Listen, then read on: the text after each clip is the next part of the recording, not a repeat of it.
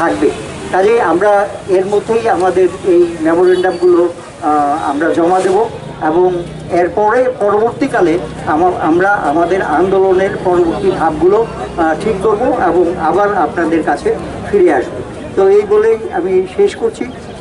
এখন আমি আমাদের আরেকজন সহকর্মী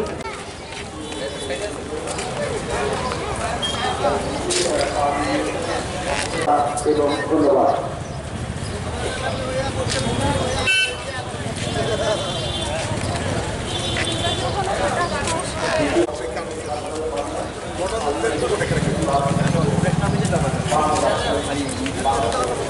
নারকীয় এবং নক্কারজনক ঘটনা ঘটে চলেছে সংখ্যালঘুদের উপর আক্রমণ, তারই প্রতিবাদে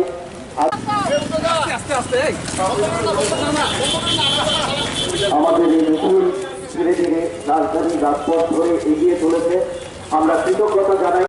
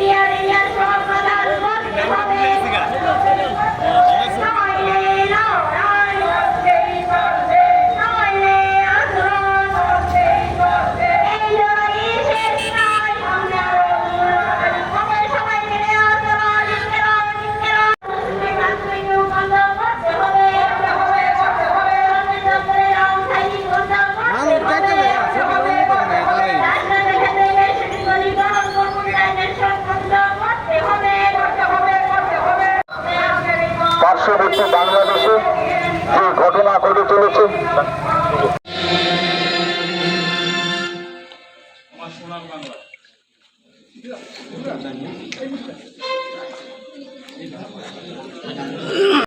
বেদনা হয়তো চিত্তে জানাচ্ছি বাংলাদেশে যে ভারতীয় পরিস্থিতির সৃষ্টি হয়েছে আপনারা দেখছেন। প্রতিদিন নতুন নতুন কায়দায় মানুষের উপরে আক্রমণ সংঘটিত করা হচ্ছে। বিশেষ করে সংখ্যালঘু মানুষের উপরে আক্রমণ, আমরা দেখতে পাচ্ছি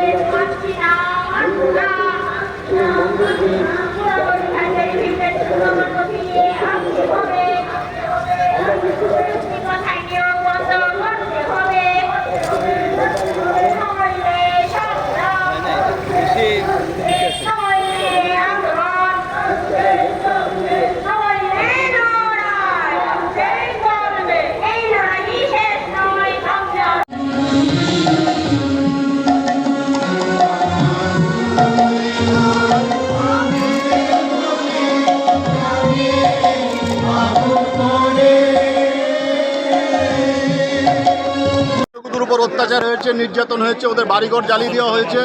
শিক্ষকদের যারা হিন্দু শিক্ষক আছে ওদেরকে চাকরি থেকে ছাঁটাই করে দেওয়া হয়েছে। বহু হিন্দুকে হত্যা করা হয়েছে, বাড়িঘর জ্বালিয়ে দেওয়া হয়েছে, পূজা করার উপর নিষেধাজ্ঞা করা হয়েছে, নিষেধাজ্ঞা জারি করা হয়েছে দুর্গাপূজা করার উপর। এর প্রতিবাদে আমরা এই forum for protection of minorities in Bangladesh এই সংগঠনের উদ্যোগে আমরা আজকে একটা প্রতিবাদ মিছিল করব। মিছিল হবে মনো মিছিল হবে এবং পরবর্তী সময়ে আমরা ভারতের মাননীয় প্রধানমন্ত্রীর উদ্দেশ্যে রাজ্যপালের মাধ্যমে আমরা স্মারকলিপি প্রদান করব। আমাদের বিভিন্ন পদক্ষেপ আছে, পর্যায়ক্রমে এগুলো করব। আজকে প্রথম পর্যায়ে আমরা একটা শহরে আমরা একটা বড় মিছিল করছি। আপনারা দেখতে পাচ্ছেন প্রচুর সংখ্যক লোক এসছে, স্বতঃপ্রণোদিতভাবে আমাদের লোক এসছে। আমরা সবাইকে বলবো আপনারা শান্তিপূর্ণভাবে মিছিল করবেন। আমি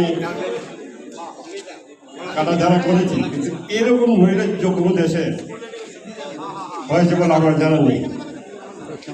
একটা জঙ্গলের রাজত্ব কেমন কায়েম হয়েছে বাংলাদেশে, তার শিকার কারা হচ্ছে, তার শিকার হচ্ছে সংখ্যালঘুরা। এবং এত কিছু যে চলছে, সারা বিশ্বব্যাপী তার প্রতিবাদ চলছে, তাতেও থামেনি। কালকেও একটি ঘটনা ঘটেছে, যেখানে শিক্ষিকারা তাকে স্কুলে ঢুকতে দেয়নি, সে খাতা সিগনেচার করতে গেলে তার কাপড় চোপড় খুলে তাকে টেনে এসে বের করে দেয়। এরকম অজস্র ঘটনা প্রতিদিন বাংলাদেশে ঘটছে। এই যদি বিপ্লবের চেহারা হয়, এই পৃথিবীতে আর কোনোদিন বিপ্লব আসবে না। আজকে আমরা এক্ষুনি শুরু করতে যাচ্ছি। আপনারা যারা মানবতাবাদীরা এই মহামিছিলে অংশ নিচ্ছেন, সবাইকে অভিনন্দন, সবাইকে কৃতজ্ঞতা জানাচ্ছি। আমরা এক্ষণে রবীন্দ্রসঙ্গীত এবং বাংলাদেশের জাতীয় সঙ্গীত এবং আমাদের জাতীয় সঙ্গীতকে সূচনা করতে চাই। আমি শিল্পীদের বলবো আমরা পেছনে যাব, সবাইকে। আজকে আমরা যে বাংলাদেশের যারা সংখ্যালঘুদের নিপীড়িত জনগণের যে পক্ষে আমরা যে আজকে আন্দোলন বা আজকে যারা আমরা শহর পরিক্রমা করলাম, এটা আমাদের প্রতিবাদের একটা প্রাথমিক ভূমিকা বলতে পারে। পরবর্তীতে আমরা আরও ব্যাপকভাবে আমরা চিন্তা করব এবং আমার পূর্ববর্তী বক্তা বলেছেন যে আমরা কি করব নেক্সট আমরা জানাবো। এবং আজকে মানে ওই সর্বোপরিসে এই যে সবাই যারা আজকে আমাদের এই মানে প্রোগ্রামে যারা পার্টিসিপেট করেছে, আমি আমাদের উদ্যোক্তাদের পক্ষ থেকে আপনাদের আন্তরিক শুভেচ্ছা এবং প্রীতি জানাচ্ছি। আমি আশা করব যে পরবর্তী সময়ে আপনাদের আবার পাশে পাবো। কারণ আমরা বাংলাদেশ নিয়ে আমরা পরিষ্কার যে আমাদের অনেক ঘটে অনেক আমরা আন্দোলন করতে হবে এবং ওইখানকার যারা নিপীড়িত যারা জনগণ সংখ্যালঘু তাদের সার্বিক প্রোটেকশন আমরা কিন্তু চেষ্টা করব দেওয়ার জন্য।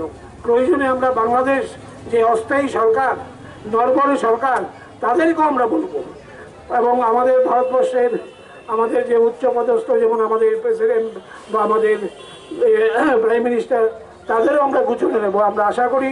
কারণ বাংলাদেশ এবং ত্রিপুরা এত পাশাপাশি এবং আমাদের উভয়ের মধ্যে একটা আবেগ সম্পর্ক। আমি সকলকে আবার পুনরায় আজকে যারা অনুষ্ঠানে এসছেন সকলকে আমার আন্তরিক প্রীতি শুভেচ্ছা শেষ করছি। নমস্কার।